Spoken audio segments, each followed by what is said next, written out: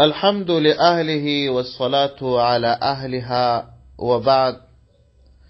د دین د ابتدایي زده کړو د درسونو په سلسله کې نن بیا هم د زکات پر موضوع تمکین شو. البته په دې درس کې به د زکات مستحقین تر بحث لاندې ونیسو، یعنی دا چې کومو کسانو ته زکات ورکول جایز دي او کومو کسانو ته زکات ورکول جایز نه دي. ښکاره خبره ده چې الله جل جلاله د شتمنو خلکو په مال کې یو اندازه مال ایښی دی، څو مالدار خلک یې نادارو ته ورکړي، یا په بل عبارت زکات چې الله جل جلاله د شتمنو خلکو په مالونو کې یو خاص اندازه ایښی دی، د دې لپاره یې خپل مستحقین ټاکلی دی، یعنی دا چې هر چاته د دې زکات ورکول جایز نه دی، بلکې خاصو خلکو ته به ورکوي. او د دغسې کسانو لپاره یو لړ شرطونه ټاکل سوي دي چې د همدې شرطو څخه عبارت دي. اول، زکات اخیستونکي به د نصاب مالک نه وي. هغه چاته د زکات اخیستل جایز نه دي څوک چې د نصاب مالک وي. دوهم، زکات اخیستونکي به سید نه وي. سید ته زکات ورکول جایز نه دي. دا چې سید څوک دی وروسته به تعریف وکړو. دریم، که زکات اخیستونکي نابالغ وي نو مور او پلار به مالدار نه وي. البته دا شرط یوازې د نابالغ لپاره دی، د بالغ لپاره نه دی.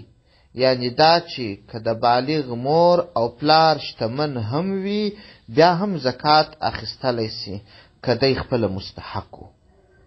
څلورم، زکات اخیستونکي به مسلمان وي. کافر ته زکات ورکول روا نه دي. او زکات اخیستونکي به د زکات ورکوونکي د اصولو او فروعو څخه نه وي. دا پنځم شرط دی. انشاء الله تعالی تر نورو لومړی به د اصولي او فروعي قریبانو نمونه یاد کړو، او هم به د هغه قریبانو نمونه یاد کړو کوم چې په اصولو او فروعو کې داخل نه دي، یعنی زکات ورکول جایز وي. هغه قریبان چې زکات ورکول روا دي د دې قریبانو څخه عبارت دي: ورور او خور، سکوي که ناسکوي، یا په بل عبارت مورنی ورور وي که پلارنی وي، او که د مور او پلار دواړو لخوا ورور وي. که مستحق او د ورور سره په ویش جلاو زکات ورکول جایز دي. دوهم، وراره. دریم، وریرا. څلورم، ورینداري ته زکات ورکول. پنځم، ماما. شپږم، د ماما اولادونه. اووم، مامی. اتم، عمه. نهم، اکا. لسم، د اکا زوی. یولسم، خسر او اخشانو ته زکات ورکول، او داسې نور. پورته د مشهورو قریبانو نمونه یاد سوه کوم چې زکات ورکول جایز دي. دوی ته ورته نور قریبان هم سته چې زکات ورکول جایز دي، یعنی دا که پورتنی قریبان مستحقین و زکات ورکول جایز دي. او هغه قریبان چې زکات ورکول نه دي روا هغه دا کسان دي: پلار ته زکات ورکول نه دي روا، نیکه ته، ورنیکه ته، مور ته، د مور مور ته، زوی ته، لور ته، لمسی او لمسی ته، دې کسان ته زکات نه دی روا. دا په اصول او فروع کې داخل دي. سوال: آیا خپلې میرمنې ته هم زکات ورکول جایز دي ځکه هغه په اصول او فروع کې نه ده؟ جواب: خپلې میرمنې ته زکات ورکول جایز نه دي ځکه د دوی ګټې سره شریکې دي. همدا ډول که یوه ښځه شتمنه وه خاوند یې غریب و، په دغه صورت کې د ښځې خاوند ته زکات ورکول نه دی جایز. سوال: په زکات کې د مال ورکولو حکم څه دی؟ یعنی دا چې څه ډول مال به په زکات کې ورکوي؟ دا مسله مخکې هم یو اندازه تیره سوې ده، خو بیا هم د لږ وضاحت په موخه کوم مال چې زکات باندې لازم سوی دی زکات ورکوونکی کولی سي چې په زکات کې هغه مال ورکړي کوم چې زکات پرې واجب سوی دی او هم کولی سي چې قیمت یې ورکړي. البته قیمت د هغه وخت معتبر دی کوم چې زکات ورکول کیږي، یعنی دا چې پر دغه محال کې قیمت پورته و او که کښته و بس همدا قیمت حسابل کیږي. مثلا که یو شی په 100 رانیولی و اوس په 10 حسابل خرڅېدی 10 معتبر دی، او یو شی په 10 رانیولی اوس په 100 معتبر دی. سوال: مالدار اولاد لرونکو ته زکات ورکول جایز دي؟ که یوه ښځه جواب: که یوه ښځه یا نارینه مالدار اولادونه ولري، اولادونه یې یا خو پیسې نه ورکوي او یا دومره پیسې ورکوي چې بسنه نه پکېږي، خپله هم پیسې نه لري، داسې چاته زکات ورکول جایز دی. یعنی دا چې اولادونه یې مالدار دي خو دی مسکین دی.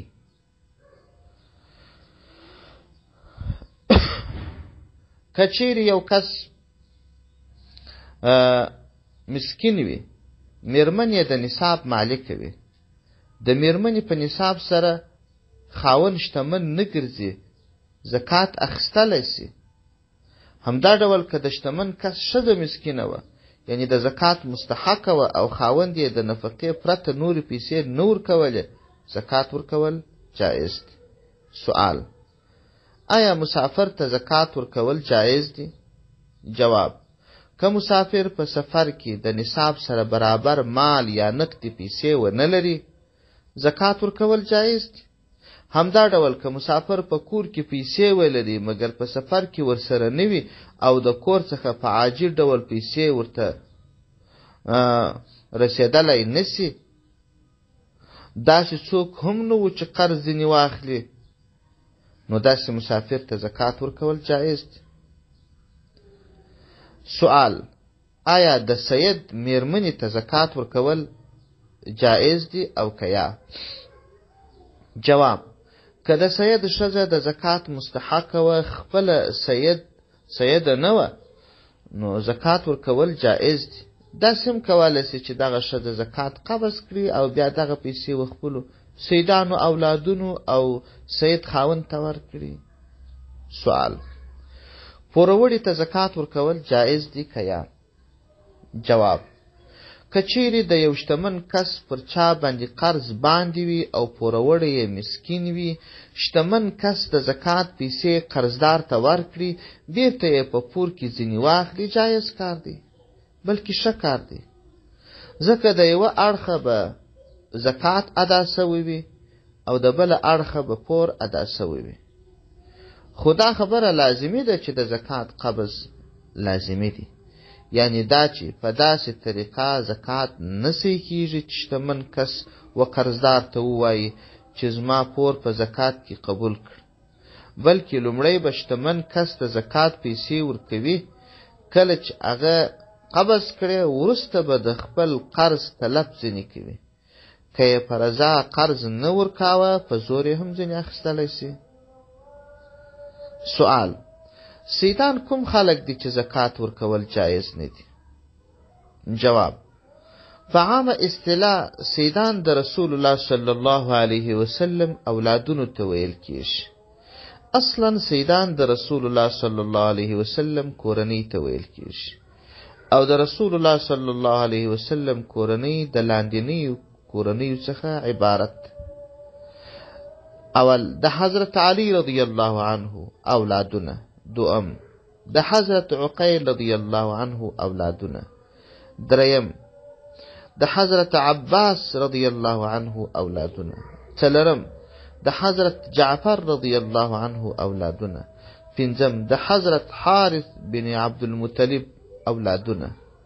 هر څوک چې د پورتنیو کورنیو سره اړه لري، یعنی دا چې په نسب په لحاظ دوی ته زکات ورکول د ظاهر روایت مطابق جائز نه دي.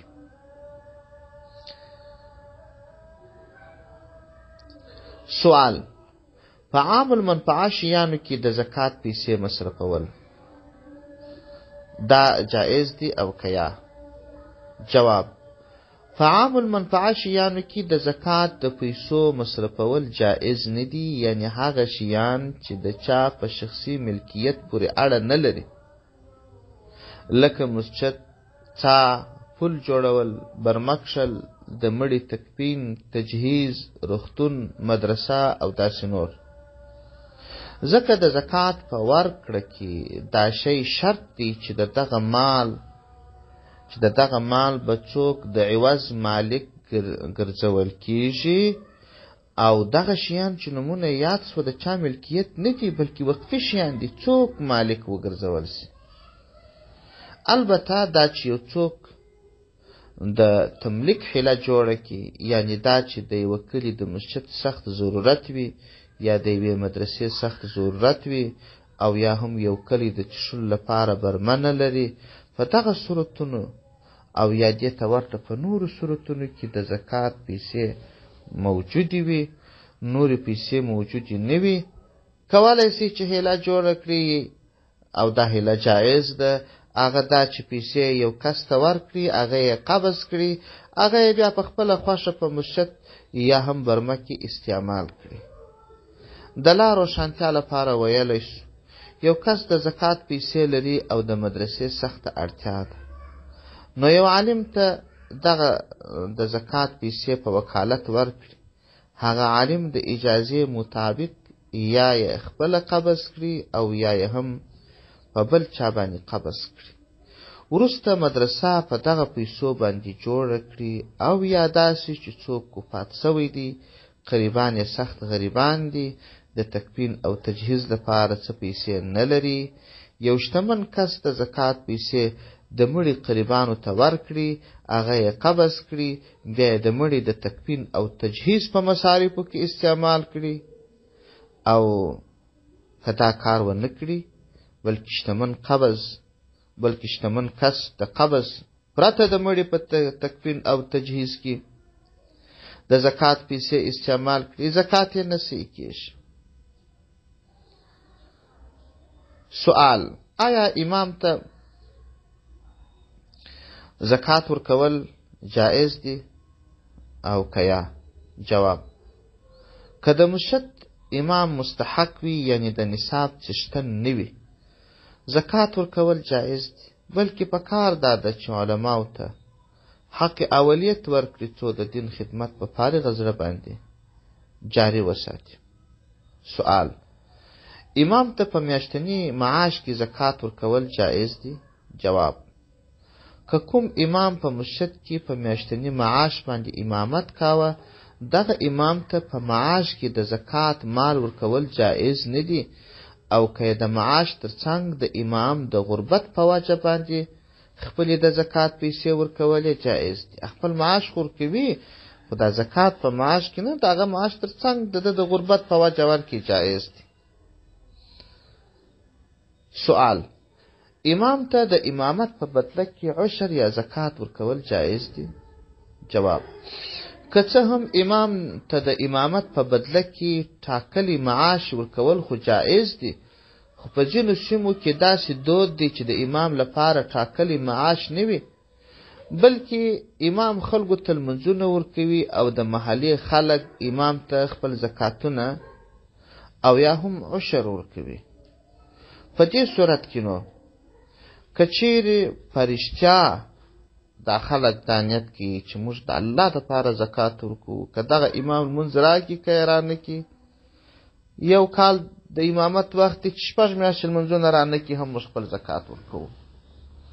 او امام په رښتیا د خدای دپاره لمونځونه ورکوي، او دا عینیت دی چې یاره که دې خلکو یې ورکړي زکات رانه کړه، هم به زه لمونځونه ورکوم. دا صورت خو جایز دی. او که چیرې داسې چې خلک وایي که ته لمونځونه رانه کړه موږ زکات نه ورکوو، او یا دی وایي که دی زکات رانه کړي زه 1 میاشت لمونځونه نه ورکوم، نو بیا د عوض په مقابل کې زکات ورکول نه دی جایز. والسلام علیکم ورحمة الله وبرکاته. وصلى الله تعالى على خير خلقه محمد وآله وأصحابه